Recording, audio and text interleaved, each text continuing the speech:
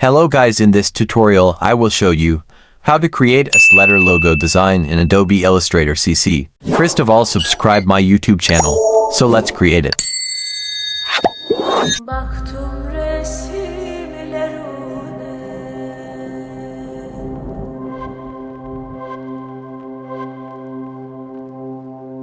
gene gözlerim doldu.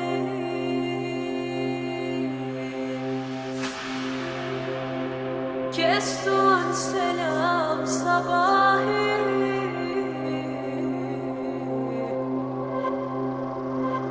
yarım sana ne oldu?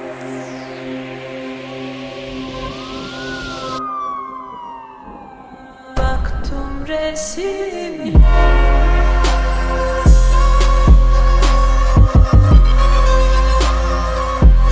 bu gönlüm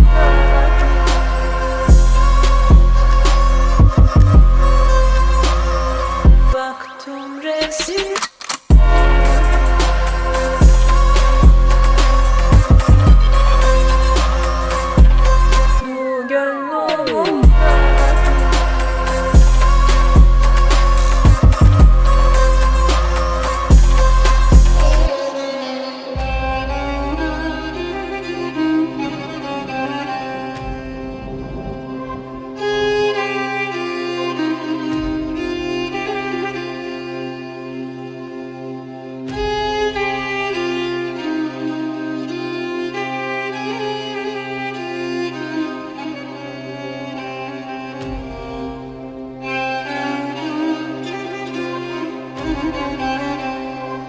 Yarım sana ne oldu?